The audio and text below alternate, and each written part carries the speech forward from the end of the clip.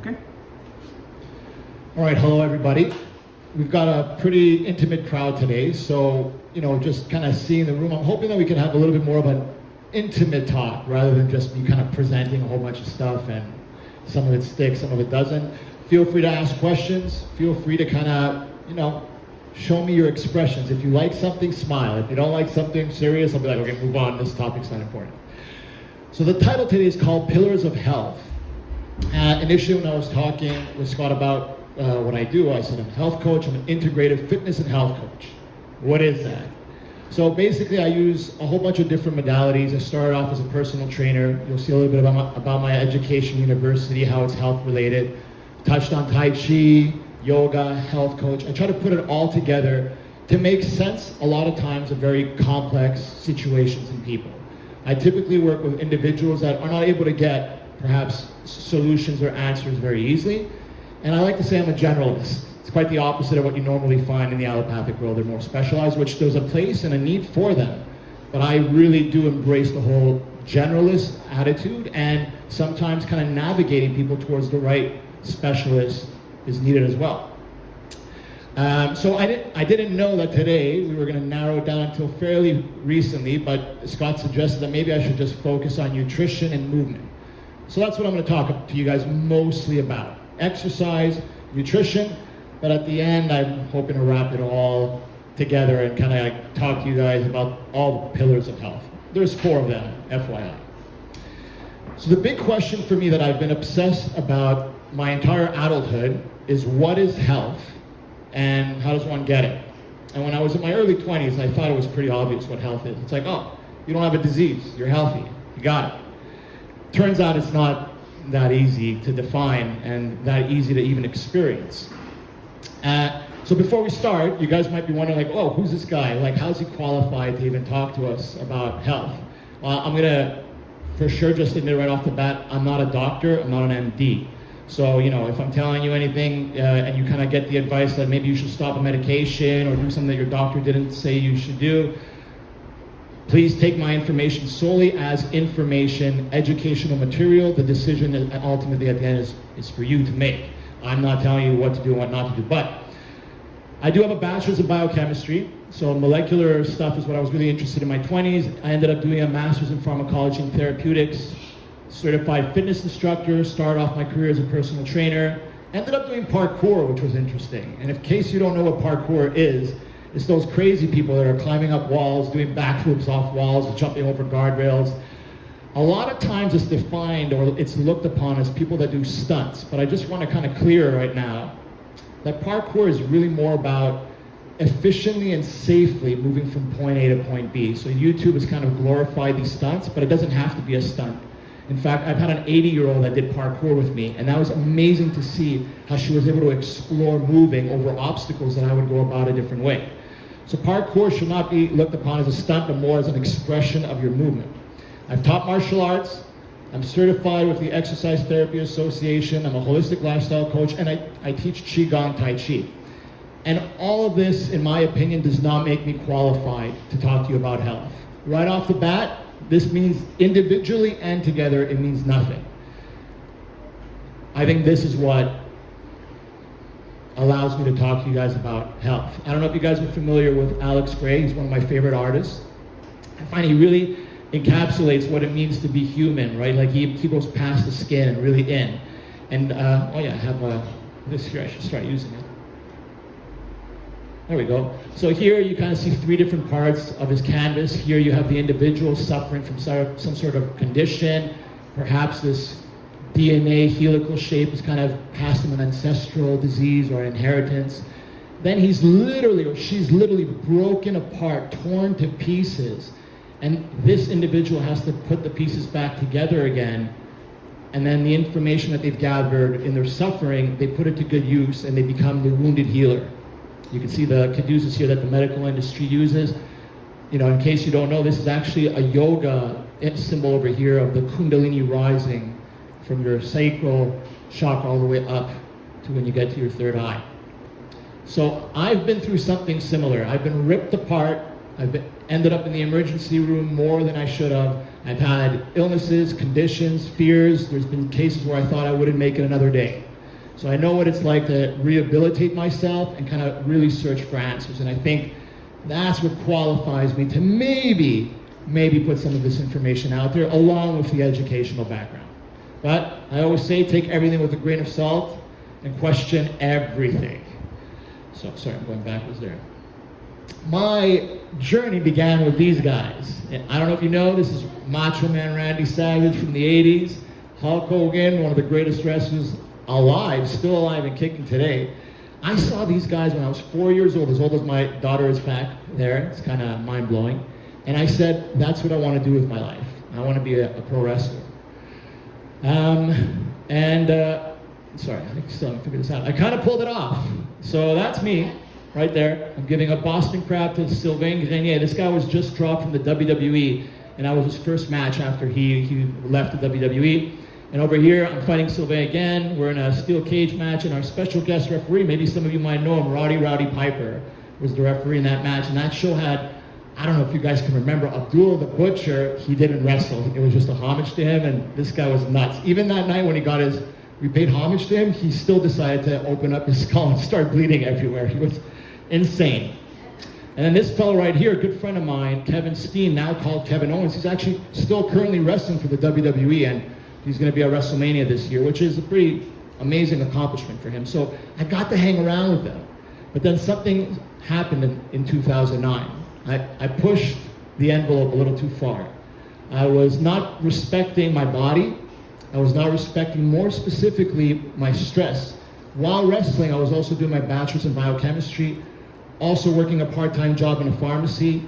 In the pharmacy, it's actually kind of funny. I worked in a Greek pharmacy, and it's Greek because most of the clients that went there were Greek, but the pharmacists didn't speak Greek, so they needed me to translate all the information between the clients or the customers and the pharmacy. So I really got to learn a lot. I learned a lot about pharmacology, and it ended up being the reason why I did a master's in it. But all that, all the working out, all the all-nighters, all the disrespect for my body, not eating properly, I'm sure a lot of you guys can understand students not eating well.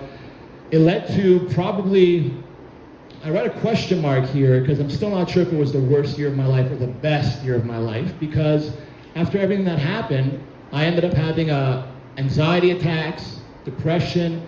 Now this anxiety attack, people use it a little loosely today, but I just want to really paint a picture for how bad it was for me. It was, in my opinion, I think I have an experience of what hell is like. Because all I could think about from hours in the day, not minutes, hours, was my inhalation and my exhalation. I had an OCD of just thinking about my breath, and I thought if I would stop thinking about something my body should do automatically, I would die. And as a result, I had to stop wrestling, quit school. Obviously, I got depressed. I ended up having IBS, irritable bowel syndrome, digestive issues. It was not abnormal for me to not go to the bathroom for a number 2 for 8 days, 9 days. It was just ridiculous what I was experiencing. And I was going to the doctor, and even before all this started, I said hey, am I on the right path? Am I taking care of myself? I'm a wrestler, I'm pushing the envelope. He's like, you look like Adonis, don't worry about it. Keep doing what you're doing. Meanwhile, inside, I was rotting. I was suffering. By the time I was 24, I was diagnosed with spinal arthritis, and my back was really hurting me. I have cervical stenosis, which means laterally in my neck, and it's probably still the case, although it doesn't bother me anymore, my C6 and my C7 were touching and pinching nerves, and I couldn't feel the fingers in this hand, which is not very helpful for wrestling. So I already mentioned to you guys, I quit university, I couldn't weight train anymore. My life was ruined. I didn't even know what to do next. However, I feel privileged, and I'm so happy for what happened that year, because it set me on a journey of healing and getting valuable information and changing for the better. So, just to add to the damage, not a couple years later, almost a decade later, I want to just tell you that although I took care of all that, I was crossing the street going to work one day, and this van and I had a friendly encounter. This is the damage I did to the van. So it hit me in my fibula, my right leg, broke my leg. I body checked the window and kind of went flying through the air, landed on my face, lacerated my jaw, had stitches in the inside of my mouth, hurt my neck even further, and had to go on an even further journey of figuring out how do you fix somebody who's getting this banged up. And I just want to tell you guys that today, I'm able to still do parkour. I'm hitting the gym just as hard. Maybe not doing the same kind of buffing, but more like functional conditioning, taking care of my body. And after almost 10 years, I've been invited to do a Lucha Libre show here in Mexico, in Mérida. And I'll be taking part in a wrestling show on May 26th. So, full circle, things kind of work out eventually. But I had to change everything out of desperation. Okay? I thought I knew everything by the time I was 24 when it comes to training. I was training like a bodybuilder, eating like a ridiculous amount of calories a day, shoving a whole bunch of meat. And it turned out to be very, very unhealthy in the long run. So what I ended up doing is, because my OCD involved me focusing just on breathing, I said, well, let me put that to good use and do yoga. Like, yoga is all about focusing on the breath. So I really adopted that inhalation, exhalation, sitting in a posture, relaxing in a posture, which was the opposite of what I've been doing up until that point. And intuitively, I just went vegan.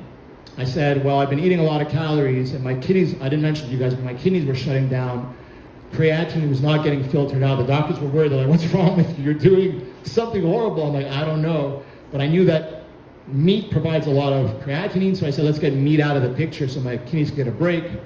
And it ended up doing the trick, because after a year, I felt like $1 million. I felt amazing after a year. I suffered for a year, but after a year, I went from 230 pounds of wrestling weight to 175 pounds, which is about the weight you're seeing in front of you today. Like, I transformed ridiculously. And my mind started thinking a little bit differently. What really changed for me during that time was I went from being extremely aggressive in all my endeavors, obviously a wrestler, to very empathetic. Like, it was uncanny how I would just be able to relate with people, especially when they were suffering. I didn't want to see that in another human being. And to this day, it's what drives me. It's like, if I can help somebody, I really try to help. And if I can't, I try to help you go towards the path that you're going to get some resolution. We're going to get into the fitness stuff and nutrition in a second, but this is, if you can take away anything, guys, it's this. By a show of hands, let's start the conversation. Who's heard of epigenetics? Yes. Anybody else? Okay. Very important information. Your genome, which we used to think of as your destiny, your genes pretty much made you who you are. I want to give you a fun fact. There are 10 times more proteins in your body than there are genes. So this 1-to-1 ratio doesn't exist. What ends up happening is different genes are combined to make different proteins. So the epigenome is this layer of molecules that decide what genes are turned on, off, how much of it, in what percentage. It's what controls who you are. And the biggest influence on your epigenome, which can be inherited by your progeny. So it's not a genetic inheritance, it's a transgenerational epigenetic inheritance, which is crazy because scientists still don't understand the mechanisms. We think, oh, histones can wrap up the DNA here, and they can methylate here. I know I'm talking Chinese because I get overly passionate about it. But it's basically, how does your epigenome decide what genes get turned on or off? And when I was doing my master's, it became very clear to me that the 3 biggest positive things that you can do for your epigenome is have the right nutrition, is exercise. It doesn't mean go crazy, it just means move your body, don't be sedentary. And your state of mind, I'm gonna highlight this, is probably one of the most important things. There's so much evidence right now that your state of mind, especially within the first years of your life, can have a huge impact on chronic disease conditions in you when you're older, on your longevity and your overall health. So state of mind is, for me, the beginning, and then everything else kind of follows. And that was confirmed for me later on. So I was doing my master's in pharmacology. I learned those 3 things, and I said, you know what, let's forget about the pharmacology degree, because it's going to take us years before we finally understand epigenetics and how to turn specific genes on and off. Fun fact, do you guys know what oncogenes are? Oncogenes are cancer-causing genes, and we all have cancer-causing genes in all of us. And there is no answer in science for this. I just kind of want to ask a philosophical question out there. Why would nature or God or whatever you want to believe in put oncogenes, cancer-causing genes, in a human being? Any thoughts? Anybody want to take a crack at it? I would love to hear someone's opinion. Okay. The only philosophical answer that I could come up with is it's nature's fail-safe switch for us. Like knowing that nutrition, exercise, mind state influences our gene expression and can make us healthy or not healthy. And there's cancer-causing genes in our body. Well, when we're acting unnatural with our environment, well, those genes come across and it means the end for us, right? It's a fail switch. So we better kind of work together with our body and make sure that we're living naturally, whatever natural means for us, because it is a biochemical and bio-individual question. So I like to joke that I'm currently doing my PhD in therapeutics. I'm trying to be a therapist, but I'm probably never going to get a PhD for it. That's okay. I'm in it to help people. So after I did my master's, I got out. I had no idea how I'm going to help people. I'm like, I know the theory, but I don't know what exercise is, nutrition is, mind state. Like, where do I start? And one of my wrestling buddies was like, hey, you're making everybody's personal training program in the wrestling world. Why don't you go be a personal trainer? I was like, sure, yeah, I should do that. I already know everything there is to know about personal training. Wrong. So this is me kind of showing off, doing a little bit of parkour-oriented stuff. That didn't make me a lot of money because not a lot of people wanted to risk it, so I didn't do that for too long. Eventually I got hired by an amazing gym. It's called Monkey Bar Gym in Montreal. That's where I grew up. They did a lot of good, right things. They really liked functional training. They really emphasized community when it came to exercise. But they did a lot of wrong things too. For example, I was the manager of this gym, I was the group fitness instructor and a personal trainer, and I started seeing three things repeatedly happening with people when it came to their exercise program. People were tired. They were coming in on Monday, maybe fresh from the weekend, and by the time the program hit Friday, and some people would come like 3, 4, 5 times a week, they'd be exhausted. They couldn't do any more reps. And I'm like, well, what's going on? Like, in theory, you should be getting stronger and stronger. They weren't. And a lot of them were broken. I remember there was this one lady, she was a doctor, and one of the exercises was for her to do a shoulder press. You should be able to bring your arm like right next to your ear. A lot of people in the population get stuck over here. They can't go further, and there's a way to bring it back. We didn't know how at the time, but we didn't tell her to stop the exercise. We gave it to her anyways, and she would crank her lower back like that, press in front of her, kind of shear her front part of her shoulder. She was causing even more damage to her already broken body. And it really broke my heart because I was seeing this, but I couldn't understand how we can help her. I just kind of watched in like disbelief, like a deer getting hit by a car. I'm like, I just felt for her, but I didn't know what to do. And a lot of the clients weren't leveling up. They were coming in, they had a goal, they would get a little bit better, conditioning a little bit better, but they would never reach that goal. Like for example, if you wanted to be a runner, and we got you jogging a little bit, but we never got you to run. We didn't really succeed in getting you to level up to what you wanted. And I kept seeing that, and I needed answers. And I was very lucky to find the Czech Institute. I'm going to bore you with the details as to how I got here, although it is interesting. Maybe I could talk about it another day. Paul Chek, some people consider this guy a quack. If you would Google search him, you'll see that maybe you get that. But the Czech Institute is highly respected, and this guy has been hired by the Dallas Stars. Mike McDowell, right before he won the Stanley Cup, worked with Paul Chek. The late Kobe Bryant worked with Paul Chek. Tony Robbins, also another quack, hired this guy to be his personal trainer. The Chicago Bulls used this guy. So when it comes to exercise and fixing the body, this guy's your man. And I found out about that. I'm like, okay, if I'm going to learn from anybody, it's going to be this guy. So that's what I chose to do. I have tips for you guys. At the end of the day, if you want, I'll talk about that later. But my first tip for you, if you're really interested in improving your health, if you ask me what's the best thing I could do, buy this book. It's called How to Eat, Move, and Be Healthy by Paul Chek. No, I'm not hired by Paul Chek to sell this. It's just an amazing book that talks about working in versus working out. So working out is more catabolic. It breaks down protein. Working in makes you recover. It's a way of moving like Tai Chi where you recover. It teaches you how to assess your own physique and your own nutrition to know how you should make decisions for yourselves instead of just being told what to do. There's no fixed diet. I want you guys to know this right off the bat. Some people do well on veganism. Other people do well on a carnivore diet. There's hints as to what's going to work for you. And there's 4 doctors. I call them the 4 pillars. And that's ultimately how you're going to get health. But for now, let's focus on exercise. This is not Paul Chek. This is Carl Weston, who looks a lot like Paul Chek because he works for Paul Chek, of course.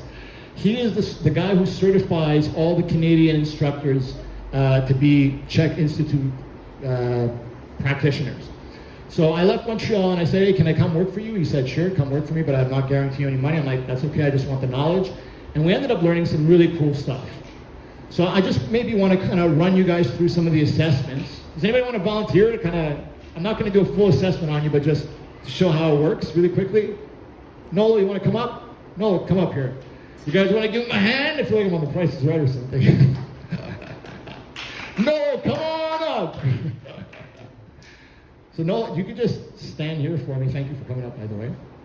Just facing me, and I'll just show you really quickly some of these things that we're using, and then I'm going to show you how you can check yourself without this. But this is just a really important way that I think every physical therapist, exercise therapist should work, because if you're not assessing somebody, you're guessing what they need.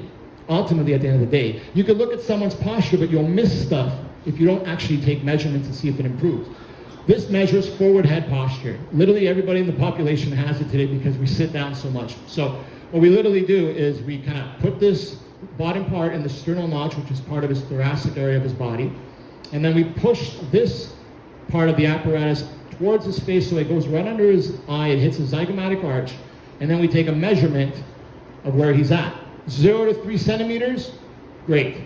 3 to 5, a little bit of forward head posture. More than 5, severe forward head posture, and I'll tell you why that's bad after. Then we have the jaws of life. I nicknamed this the jaws of life, but here you have something that measures the angle, so we can measure shoulder height. We can measure the anterior and posterior tilt of the hips, which is super important for the health of your lower lumbar. So you find a landmark in the front, in the back, and then you could just place it on him and see what that inclination is. And finally, the last thing that we use is a goniometer to kind of look at the degrees of range of motion for muscles. Thank you, Noel. You didn't do much, but I just wanted you guys to kind of see it. Thank you, Noel. And then to save you guys the time, there's also these things that we use. This is probably my most valued tool. They're almost like compasses, but it literally measures the angle of your spine. And the 3 most important parts are where your back meets your neck, where your upper back meets your lower back, and where your lower back meets your sacrum. And we want to see a nice S shape when we look at someone's posture. But a lot of times there tends to be more of a curvature in one specific part of the body. And as a practitioner, I got to look at that and be like, well, I got to correct that if I want to make sure that there's no injury. And if there is pain in the body, that's probably where I should start looking. Posture matters, everybody. When you're designing an exercise program, we're in the thick of it now, you should really pay attention to what your posture is like. I like to say posture precedes function. And I love this. Poor posture equals premature breakdown of musculoskeletal system. The muscles and your skeleton in your body will break down, will degenerate quicker in a poor posture position. Let me break it down to you in a way that we can all kind of understand really, really visually. Okay. Pretend these are 2 vertebrae, right? You got your lower vertebrae and your upper vertebrae. They should be the same size, but they're not. If they start even having too much of an anterior tilt in your lower back, the back side of your vertebrae are going to start, if not touching each other bone on bone, they're going to start squeezing your discs. And that's how disc bulges happen and herniated discs happen. Also, when you have bad posture, I want you to think of it as a sail, a boat with sails. Okay, that's actually a great way of thinking about it. Your spine is like the sail. And on the front part and the back side of your spine, you got like all these cables that are pulling on the sail, on the sails of the ship. And if you have too much pulling on one side and too much relaxation on the other, the sails start going too much permanently in one direction, and you can no longer catch the wind adequately.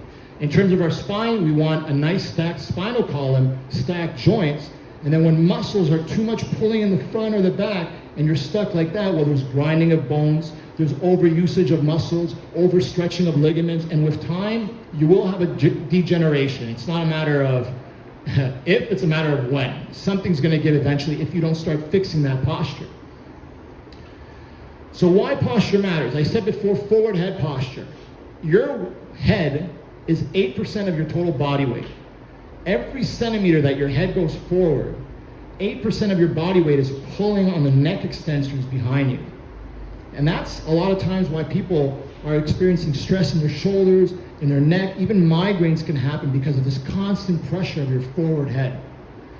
Another thing I want you guys to know is this for me blew my mind when I actually saw it live. A 5 to 10% muscle contraction can reduce the blood flow in your body. So the question becomes, how many people in the population have blood pressure medication because of bad posture? And the numbers are actually staggering according to some of the research. The way I was shown this is they took my blood pressure and my heart rate the normal fashion way that a doctor would. And then all they did was bring my arm behind me. And they're like, let's measure your heart rate now. It went up by 15 beats per minute, and my blood pressure went from like 110 to 70, which is really good, to about 135 over 75. I'm like, 135? I was like 28 at the time. I'm like, oh my God, I shouldn't have it that high. But imagine as your posture starts getting worse and worse, how much the flow in your body has to increase just to get past those areas that are tight. So, and then we have an even bigger problem in that we're giving blood pressure medication to some individuals that might, not always, but might be having this issue. And although the body's trying so hard to get the blood in that area that's not getting it, we're actually decreasing the blood flow of that blood pressure medication. And it's just a little bit of a disaster situation. I'm not saying blood pressure medication is bad, but I am saying in situations like this, which is not uncommon, blood pressure medication is actually not helping us in the long run.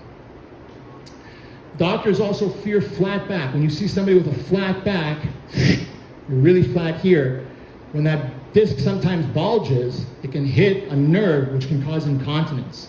So these individuals sometimes can't control their bladder, can't control their number twos. So that's the thing that when doctors or orthopedic surgeons are seeing someone, they're like, whoa, you got a flat back. They don't want to see that herniated disc happen, because then they got another huge problem that they got to worry about. I don't want to take too much time on this slide, but the last thing I'll say is if you've got bad posture, it will reduce your recovery time. And as a trainer, I saw this, and it became so crystal clear when it finally clicked in. Someone who's got, no one has perfect posture, but fairly good posture versus someone who's got really bad. If I make them do the same exercises, the one that has bad posture will recover more slowly because the blood flow is less and there's more damage happening in the body with the shearing. So we got to give this person more time to recover. How often do we give the same program to people regardless of their posture? In the fitness industry, all the time. This is me. I apologize for the picture. It's actually one picture on top, one picture on the bottom.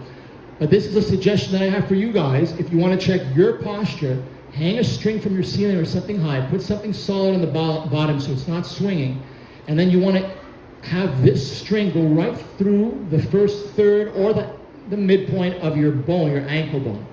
It's typically a professional would put it in the first 1/3 of that bone, but if you remember, it just got to cross the middle. That's good enough.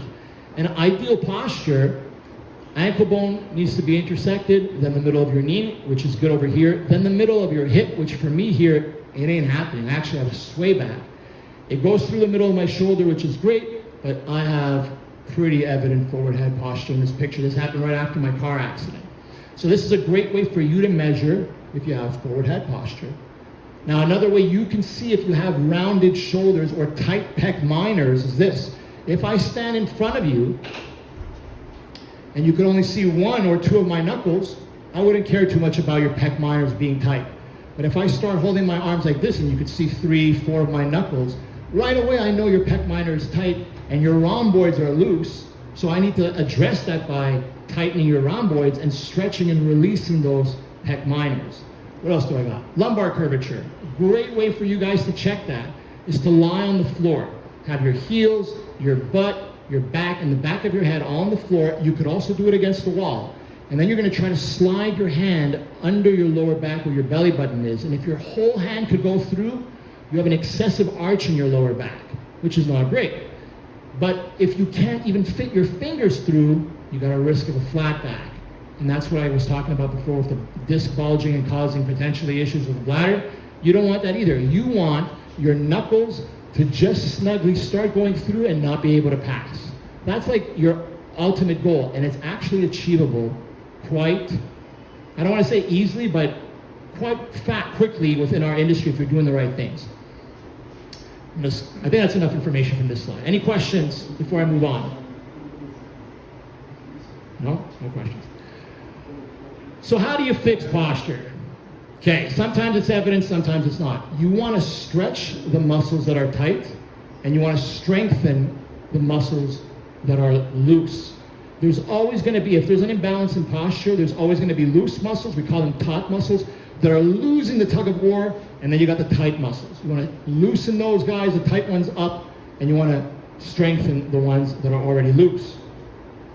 George's tip, number 2, before you start stretching anything, you want to release the fascia around the muscle.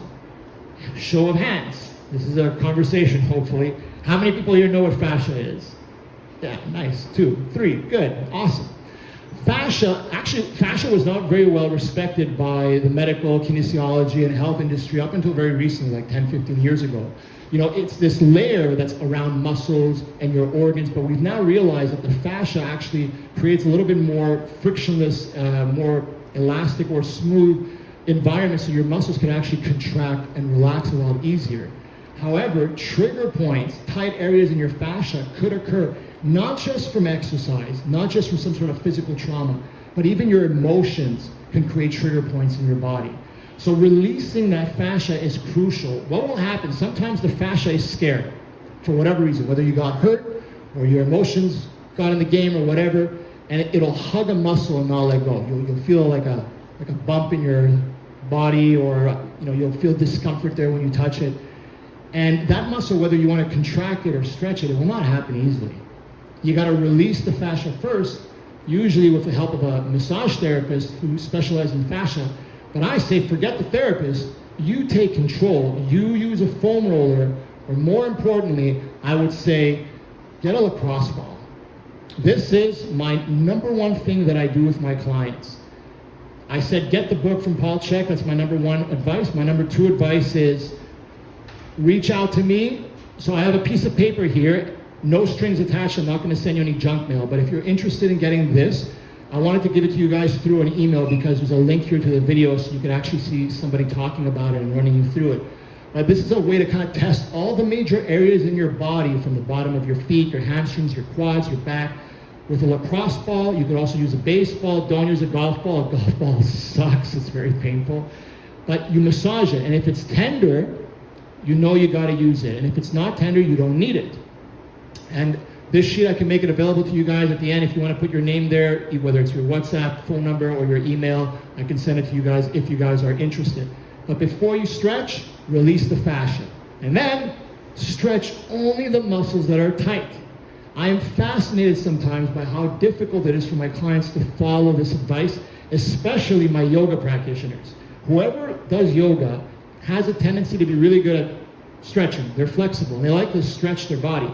But sometimes I get clients that are hurting, and I'm like, you need to stop stretching this muscle that's so long. You need to start strengthening it. So only stretch the muscles that are tight. And again, I wanted to give you guys things of value.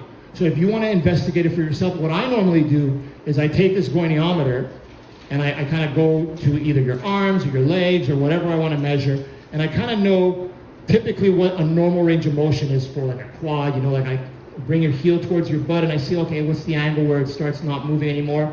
And I know whether it's tight or not, but what you can do is basically super simple.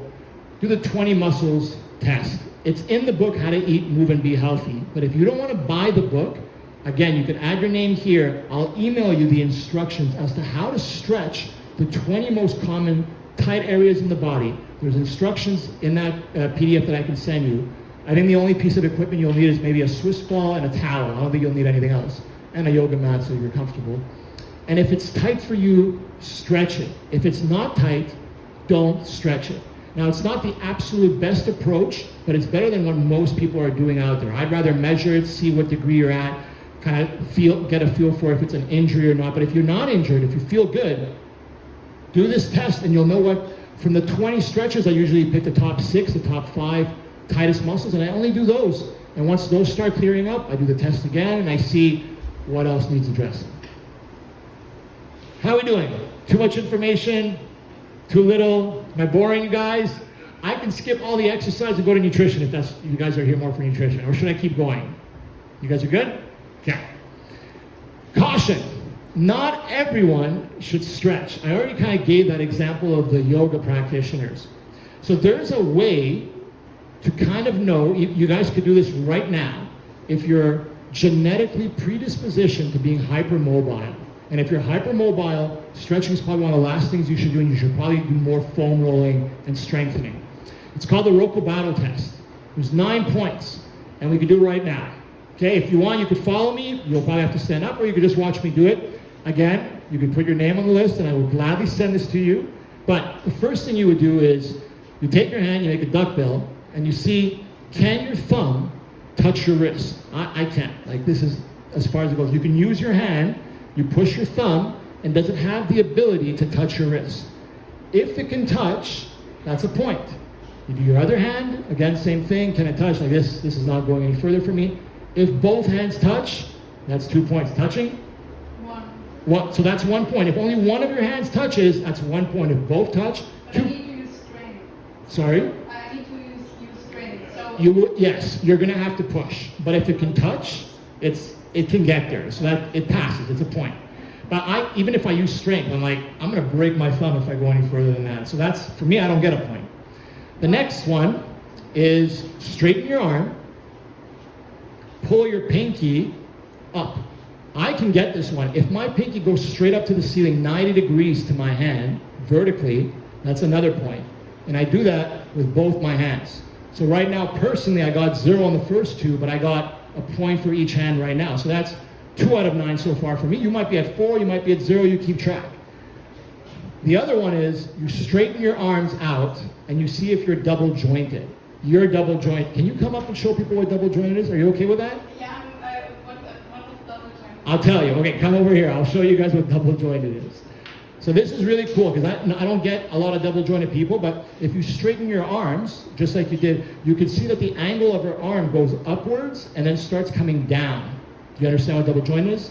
So mine can only go straight, or some people are stuck like that, but yours actually can go like that and then like this. So her elbow joint is quite flexible. Thank you. Thank you very much. So that's a point for each arm. So far we've tested 6 points. Well, the next one, please don't do it today. I don't want to get sued, but you can do it on your own if you decide. You're going to straighten your legs, and not that it's dangerous, it's just it can hurt your back if you've got low back problems, but you're just going to bend over and see if you can touch the floor with the palms of your hand. Now, without stretching, I can't get my fingers. Eventually I can go down far enough, but I will never get my palms all the way to the floor. I know I can't. I think can you do it? I was like half year ago before I was coming here, but I was stretching every day, but now I'm not stretching. So that's 0 points for that one. But if you can do that, that's an extra point. And the last one is, just like the arms, you check to see if you straighten out your legs, if you're double jointed in the legs. And it basically means the knee joint is not like this, which is normal for most people, but it kind of goes like that. So I'm not talking about being bent like this, what everybody can do. I'm saying it's bending the other way, about 5 to 10 degrees. Okay, and this is so important, guys. Please pay attention.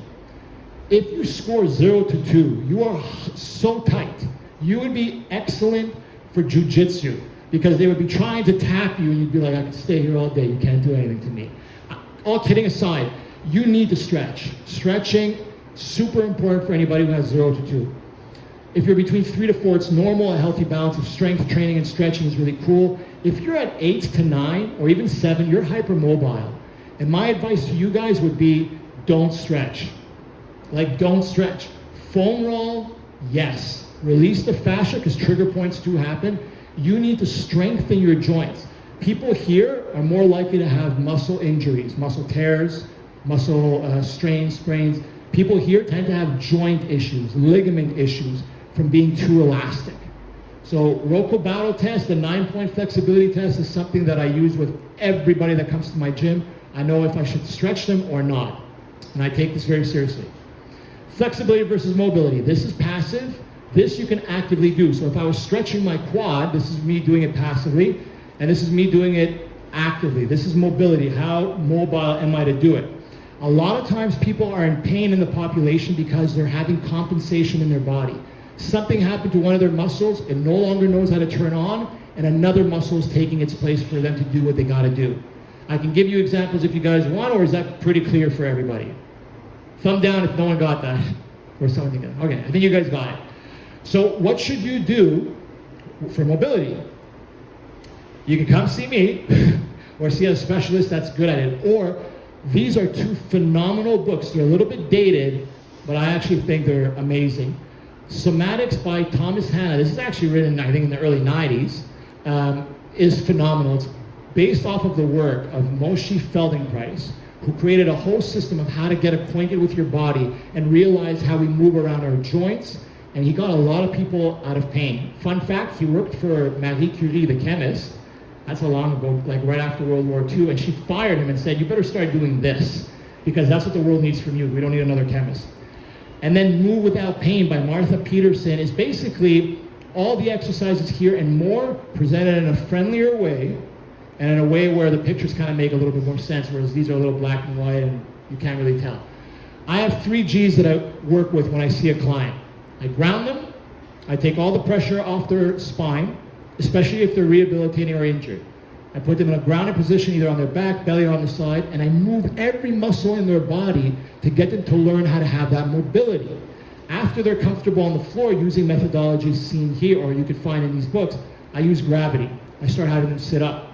I start having them stand up. I put that pressure on the spine, and we teach them how to move from that position. And in the end, I use the globe. The instability of the globe, just like our crazy world in 2024 is unstable, so is the Swiss ball. But once you're good with gravity, you want to start using something like that because your stability muscles will start kicking in. And most of us, as we age, we want to have better balance to avoid falls and issues like that. So my 5 phases of the perfect workout. The first time I see a client, we'll spend 60 minutes massaging. We discover the body, what needs massaging, what doesn't. The second or third time I see them, we incorporate stretching into the protocol. Third time I see them, mobility. Maybe a month or 2 after, we start doing strength training. So training, typically what we go to the gym for weights, calisthenics, functional training, whatever, is usually what people think of we do first. But I only introduce that once mobility, stretching, and self-massage has really been understood in an individual, because it is very physically individual to each person. And sometimes I don't even do strength training. I go straight to the core, because most people's core is not really functioning properly. I have so much to say about that, but for the sake of time, I'm going to go into nutrition, if that's okay with you guys. Yes, please. Core and strength. Oh yeah, well, strength training, you could strength train your core, but I guess I'll put it to you this way. One of the things that people have an inability to do is actually have what we lack here, the firing of specific core muscles. For example, the TVA, the transverse abdominis, is in charge of hugging your spine and your visceral organs and protecting you from having any lower back problems. So I might not use any weight here, and that's why I kind of separate. Although it is calisthenics, you could argue that strength training and core training go together, but core is so important for me that sometimes I just put it on the thing of its own. Yes? Does that answer your question? Yeah. Cardio? Cardio is very important. And I would say that walking 20 minutes 3 times a week could be good for somebody who's a little bit more older, or not even if they're older, if they're a little bit more compromised. But getting your heart rate up on a regular basis is something that I really recommend. That being said, if you're seeing me, you're usually seeing me because you're injured. So to tell you to go do cardio outside, whether it's jogging or walking, might not be possible. So what I do is I focus on this until we get them to a point where they're able to actually fire their muscles. The problem is, sometimes we ask people to do some sort of cardio, and whether it's pedaling with your arms and not using your legs, if these muscles are not functioning properly, we're making the problem worse. So we need to make sure that these first 3 are addressed before we even consider cardio, in my opinion, my humble opinion. But there's a way around getting some of the benefits of cardio using working in. I love that question because it drove me here. So this is somebody doing Tai Chi, and I love Tai Chi, especially Qigong. Tai Chi could be very complex and moving and very difficult for people to do, but Qigong is a very ancestral way of training in Tai Chi, which is very simple. It could be as easy as raising your arms up and then exhaling and going down. And what you're doing is you're coordinating your body, your mind, and it should be breath here, but why not? We'll put soul in there too, but your body, mind, and soul. So if you can coordinate your movement and you time it, your inhalation and your exhalation does not follow you're moving, but your movement follows your breath. So for example, if I'm watching clouds, I'm inhaling and I'm moving with my inhalation. So it's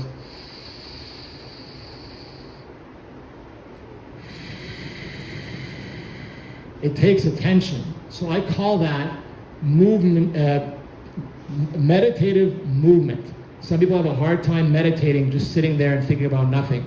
But you really will start getting into a meditative state with Tai Chi, and it could be a very simple movement. And this is excellent because you don't have to necessarily raise your heart rate up. You can have your heart rate at a pretty low level, still have circulation of your blood vessels, still have circulation of your lymphatic system, synovial fluid around your joints, even the cerebral spinal fluid that nourishes your brain and your spinal column. So if you can't do cardio, I really recommend you work in. Man, Scott, how am I doing? Am I going to have to finish in 10 minutes? We'll let everybody decide, but I want to put this last point in. In society today, we're having a catabolic epidemic. It's the real epidemic. So I'm going to define both. You could be anabolic, which is all about recovery and rebuilding your muscles, your tissues, or you could be catabolic, where it's all about breaking down the muscle fiber or the organs. Cortisol, stress, is catabolic. So you don't even have to be training. You could just be experiencing stress and you're breaking down your body. It's just how it is. Or you could be purposely hitting the gym hard, breaking down the muscle fiber, with the hope that you're going to come back stronger, right? But most of us today don't get adequate amount of sleep, are stressed out outside of the gym. We think we could perform like Arnold Schwarzenegger, but Arnold Schwarzenegger was taking naps from like 3 to 5 p.m. and then going to the gym twice in a day because he had nothing else to do. We have families to raise. We've got schools to go to. We've got jobs we got to take care of. So like we can't do what they do in the gym. We got to actually focus more on working in. And working in is basically moving your body in a way that encourages anabolic state in your body, the rebuilding of your tissues and your muscles. Qigong is not the only way to do that. You can do that with yoga. You can do it with walking. You can do it with breathing. You can do it in the gym.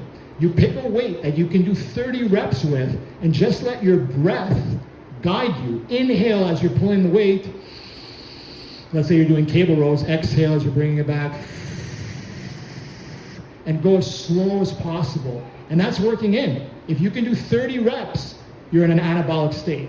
If you're doing between, 6 to 15 reps, it's probably more catabolic. And it's highly individualistic again. Some people need that breakdown of muscle because they've got a sports goal that they want to reach, or they want to get bigger or stronger.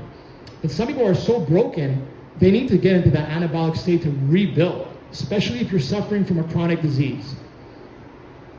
By the way, if you're interested in trying Qigong, Tai Chi, a little plug over here, I do a free session every Saturday. It started September 2nd, and we've been going strong. There's a few people in the audience that kind of join me.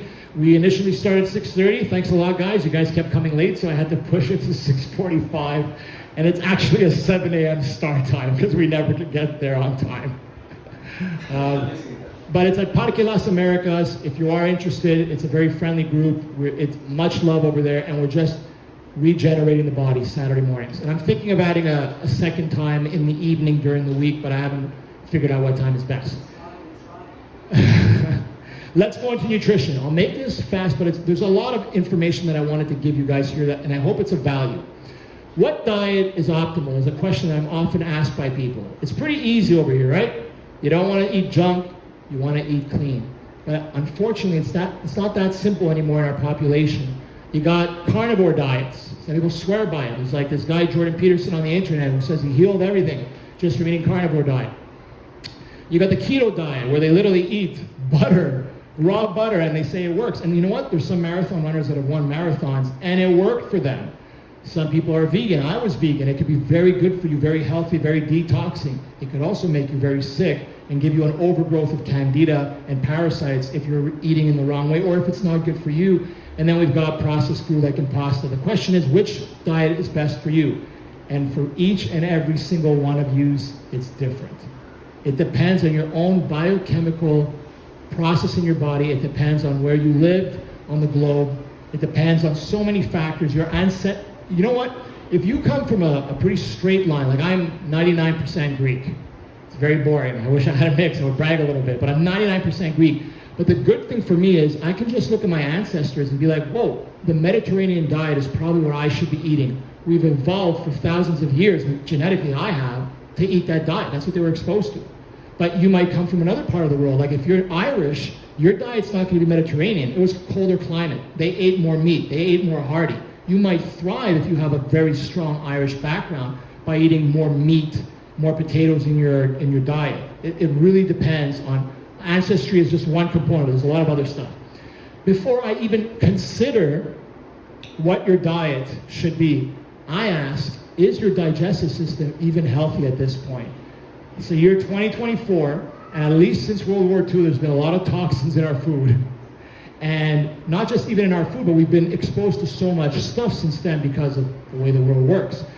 Digestive damage happens all the time in people. Alcohol consumption, so high, especially in our youth. And alcohol is one of the worst irritants for our digestive system. Different sections of the intestine, so where it's number 1, number 2, number 3, number 4, number 10, will all absorb different things from your diet. So for example, fat is usually absorbed around here in the early parts of your small intestine, whereas vitamin B12 is in the later parts of the small intestine. This is very important for me because a lot of times I'll hear from people, oh, I have deficient levels in vitamin B12, or I have deficient levels in, I don't know, I'm not able to absorb water-soluble vitamins. For some reason, the doctor found that vitamin C and my vitamin Bs are super low. Well, then I'm like, dude, you're probably not absorbing very well in these areas of your digestive system. And before we even consider anything else, let's make sure this is good to take this out of the equation, because this is like step 1. You eat the food and then it's got to go into your blood system through that. But most of us are walking around with inflammation in our guts. It's just the reality of the matter. I want to give you guys some things that you can do. Stomach acid, I'm very passionate about it. When I was 24, I was put on Chountalos, which is a proton pump inhibitor. It stops me from making acid for 4 years. I worked in a pharmacy. It took me 4 years to wake up. And I asked the pharmacist, I'm like, can I look at that Bible of all the medications? And he's like, yeah, go ahead. And I looked at it and it said, this medication should not be taken longer than 8 weeks, because after 8 weeks, there are side effects that will surely happen in an individual. The people that made the drug know that your stomach needs to make acid, but there's emergency situations where you need to reduce it for pain reasons, operation reasons, other reasons. But your stomach acid is so important. First of all, if you don't have adequate amount of stomach acid, the protein you eat and the fat you eat is not getting broken down very well. Your small intestine is not made for breaking down the bulk of it. The stomach acid is supposed to take a crack at it first. It's just the way we're designed. Number 2, the stomach acid and the enzymes that the stomach releases have a downstream effect. Just that being released will tell your small intestine, your colon, your gallbladder, hey, get ready, we need some of the stuff that you do. But step 1 is, we gotta burn that food that's coming in the stomach.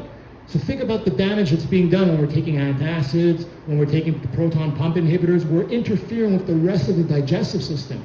That's why for me personally, and I have so many clients, they come in, they're like, I went on stomach acid medication, and like all I had was heartburn in the beginning, but now like I'm suffering from so many other things. I don't know what's going on. It's like, the problem was that we stopped the stomach acid and we didn't figure out why you felt this burning in your stomach to begin with.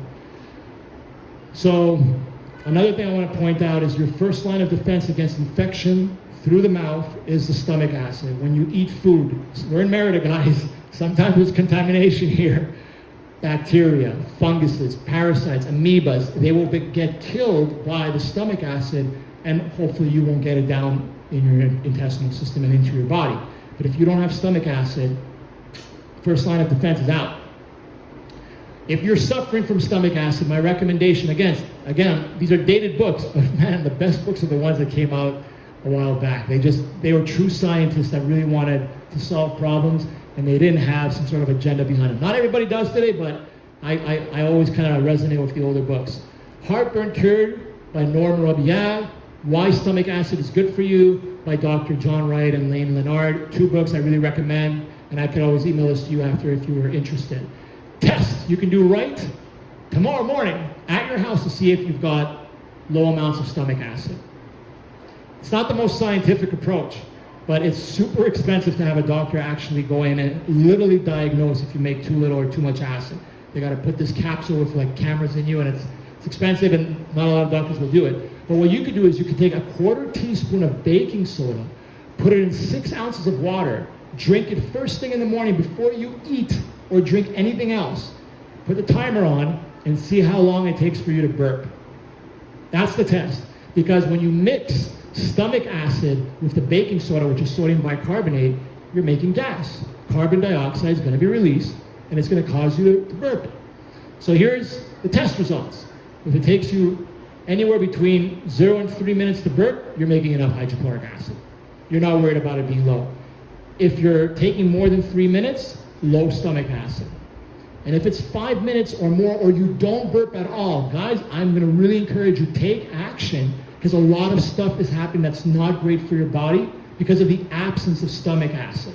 Okay, and I recommend that you do this more than one day, like maybe do it like 3 days in a row, just to make sure that it's consistent, because sometimes things happen, right? Like you might have eaten something bad or you're not feeling well, but if you do it like 3 or 4 days spaced out and it keeps being like a consistent result, you could be pretty sure that I got to do something about it. And you don't have to take extreme measures. How do you improve your stomach acid? Eat slower. People are just shoving food in their mouth, and like you're not giving enough time to your body to make the stomach acid to begin with. Okay? And there's a whole bunch of mechanoreceptors and chemical receptors that trigger your stomach to make more. Another thing is, eat sweets first, fats last. Your kids are going to love that. Dessert before dinner. The reason being, sugar and carbs go through the stomach quicker. Fat and protein take longer, obviously, to get digested in there because they need the exposure to stomach acid. And if the sugar is there afterwards, who's going to have a field day on all that sugar? All the bacteria that's around, and then you're not having a very happy circumstance in your stomach. Papaya and pineapple with meat is fantastic. Papaya is often a tenderizer of meat. Pineapple has bromelain, I think I'm saying the molecule right, bromelain, which helps metabolize protein. Squirting some lemon juice, squeezing some lemon juice on your meats, super good for just helping you digest that protein. Hydrochloric betaine tablets and Canadian bitters are supplements that you can use which will encourage more stomach acid production. We're kind of starting to run out of time, but I'm going to make it fast. The pancreas, after you reach 40 years old, you start making less pancreatic enzymes. So what's the solution for that? Eat a little less. The best way to live a long life is caloric restriction. It's the only thing that scientists can agree upon. Eat less calories, and you'll live a longer life. Everything else that we've kind of said diet does, we're not exactly sure. So maybe eat a little bit less. Your digestive enzymes will be able to take care of it. But honestly, my favorite thing to do, especially if you're having digestive issues or you're having trouble with losing weight, use digestive enzymes. They're not dangerous unless you have some sort of laceration in your intestinal wall and you're already in trouble if that's the case. But they're going to help you metabolize the food. And my biggest thing that helped me personally was using this guy right here. This was able to clear up a lot of my digestive issues that took over a decade to clear up. Biooptimizers is the company that I trust from the United States and Canada. It's very hard to get here, but at Yaxtel I did find Omegazyme, and I did like their blend. I haven't used this personally because I still have this at home, but this is something that I would maybe recommend for just helping you digest your food. This is your report card for your diet. Look at your poop. Poop analysis is so important because it's giving you so much information. Your poop should be about, in total during the day, it should be thin, not huge, about 12-inch length. You know, it could be in one shot or it could be in multiple shots. Smooth and not a lot of cracks. But a lot of people in the population give that. Let me give you some hints as to what these are. If you've got a stinker and it looks very deformed and it's dark, it usually means you've been exposed to something toxic. A lot of times it's medication. Whether the medication is good for you or bad for you, it doesn't matter. It's petroleum-based. Most medication is made from petroleum, and the body, at the end of the day, will have a hard time metabolizing a high amount of that over a long period. So it'll come out as being a stinker. This one is the greaser, so a high amount of fat. It usually comes out as pale. Will leave a trace on your toilet bowl. That just indicates that your fat's not being metabolized or you're eating too much fat. If I see this, I'm thinking bile salts, guys. I'm thinking this person might have had their gallbladder removed or they're just not making an adequate amount of bile salts. This is very popular amongst people that take a large amount of protein shakes. They're huge, they're massive, they're clumpy, it hurts to come out. You're eating a lot of protein and you're probably not drinking a lot of water. That's where I start. It's not always 100%, but it's kind of what I'm thinking. The pellet one, when there's pellets, dehydration and not enough fiber. So increase your fiber, increase your water consumption. That can definitely change the game, so you can go from that to that. Diarrhea, it could be a toxic effect, but I want to give you guys a heads up. I have clients that tell me, I'm not constipated, I get diarrhea all the time. And I'm like, how long have you been having diarrhea for? And they'll tell me like, I don't know, like 10 years. I'm like, you're constipated. They're like, what are you talking about? What can happen in your digestive system is poop can literally putrefy. They call it putrefaction. It can get stuck in your intestines and have a little opening between the wall and the poop, and then the rest of the poop that's in you has to squeeze through, and the only way you can do it is by being diarrhea. So you really got to think hard if you're getting this constantly, and really think about, man, maybe I'm constipated and there's something backed up there that's not allowing this to be a solid poop. And finally, if you're seeing a lot of food in your poop, well, the answer is simple. Start using some digestive enzymes to start breaking down some of those foods. Or figure out why your pancreas is not making enough enzymes.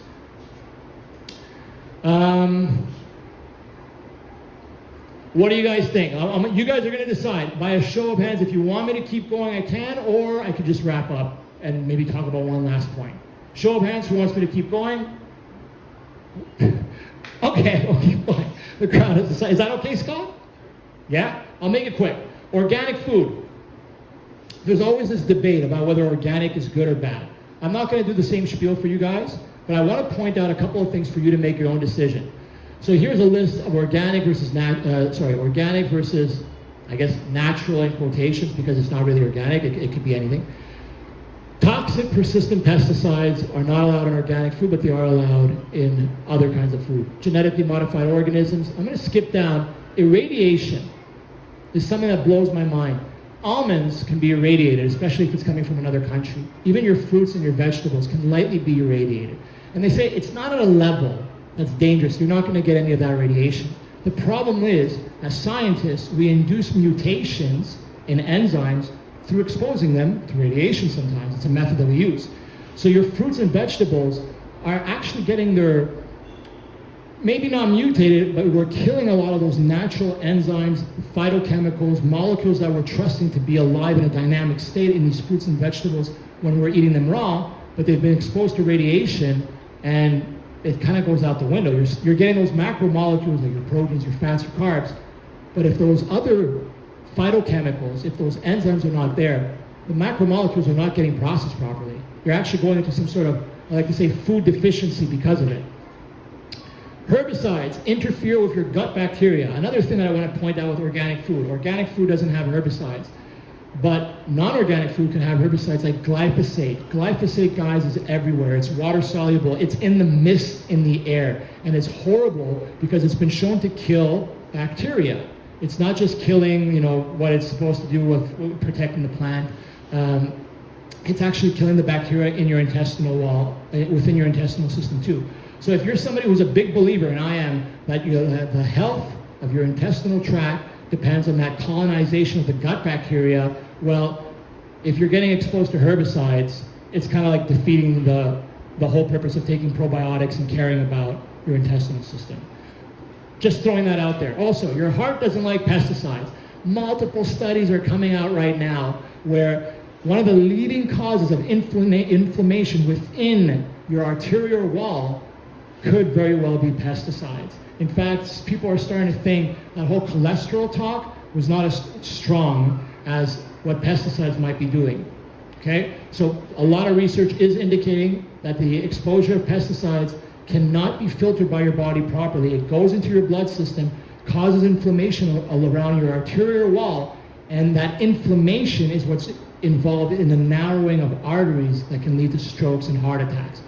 I'm not going to say it's 100% the case, but I am going to say this theory is out there, and it could be very well the likely explanation for it. The reason why I'm leaning towards is we're going to finish with the cholesterol talk today. Cholesterol, very bad. We shouldn't eat cholesterol and have fat in our diet, right? Okay. This for me, as a biochemist initially, it blew my mind. I couldn't understand why we were preaching this. Because cholesterol, first of all, when you eat cholesterol, only 20% or less makes it into your body as cholesterol. Most of it gets broken down And then you have to actually synthesize cholesterol from triglycerides and other molecules.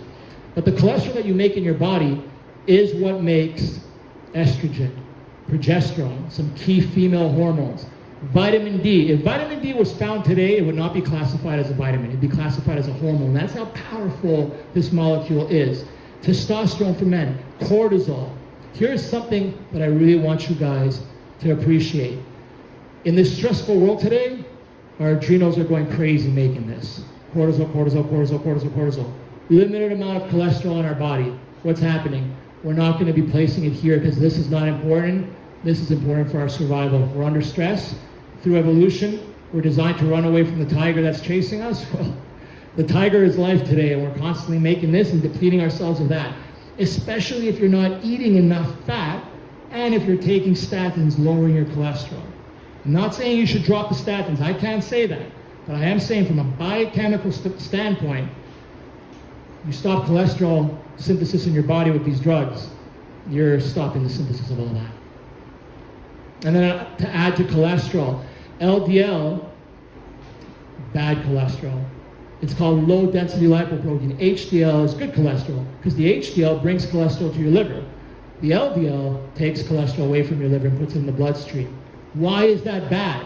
The body is doing that. It's bringing it into your blood because it needs to go somewhere to do something. So we saw a correlation with that in the early 1900s, and we thought, oh, it causes heart attacks.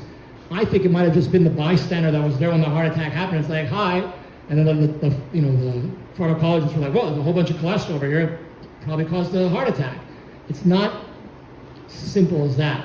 Cholesterol is transported into the plasma membrane for steroid synthesis, while excess cholesterol in your bloodstream is also going to go to your cells and to your gallbladder to be bile salts. So that cholesterol is also needed to go into being bile salts so that you can actually, sorry, I keep calling them bile salts, I just mean to call them bile, so that you can actually be able to absorb fats properly when you eat it. So it's like a vicious loop, right? That's how vital cholesterol is. And when I stole this from Zach Bush, MD. If you don't know who Zach Bush is, in my opinion, he's one of the best MDs in the world, and I love this guy. He just comes across and really wants to help people. He started off in cancer research, moved on to heart disease, and now he's in regenerative farming because he just wants to help. But look what he says. He says it's the primary anti-inflammatory mechanism for cell walls. That's what cholesterol is. So maybe that's why it was in the arteries of people that had heart attacks. Their arteries were so inflamed that cholesterol was heading there in this pro-anti-inflammatory mechanism to reduce the inflammation that was happening in the arteries. And unfortunately, some people had the heart attack anyways, and cholesterol got a bad rap for it. I'm going to finish up here by saying to you guys, diet is not one size fits all. It's very customized, it's very personal. If you're in a warmer climate, you're probably going to have to eat more vegetables. If you're in a colder climate, more meat. If you've got a metabolism that uses a lot of creatinine, you're going to crave more meat. And if you're an individual who thrives on sugar and carbohydrates, you're going to feel that because when you eat the sugars and carbs, you're going to feel good. You won't crash. So pay attention. I have a whole question that I usually run with my clients. I don't want to take any more of your time. But I want to thank you guys. I'm going to finish with this last little phrase. What is health? How does one get it? Well, the truth is health is basically having harmony within yourself, your mind, and the things that you do. You can die in a healthy way. You can have a chronic disease that you were born with and still be healthy because you have a healthy attitude towards it and you're taking a healthy approach to it. So I had this one-dimensional view of like health being, you just don't have a disease. But that's not true. You could have a disease and still be healthy. You could still be doing all the right things. It's how are you living your life? So how do you get it? You balance the 4 pillars of health. We talked about nutrition. We talked about movement. We touched on recovery. Sorry, Scott, I stuck it in there. So that's all about being in that anabolic state of qigong, rest. And your emotions, guys, are everything. If you're not happy, or if you're not living a happy life, these will not serve you because you won't stick to the plan that you're going to put out for yourself. Okay? Priority number 1, and then you prioritize the other ones. I have an assessment that I usually do with people where I have them go through a questionnaire, and we narrowed down which one do we got to focus on mostly: happiness, recovery, nutrition, or movement. Hopefully with that, guys, I gave you some valuable information today. Thank you for sticking it out with me. We went an hour and 15 minutes. Scott, apologize if it went too long. But with that, I just want to thank you guys for your time. And yeah, my company's called Being of Earth.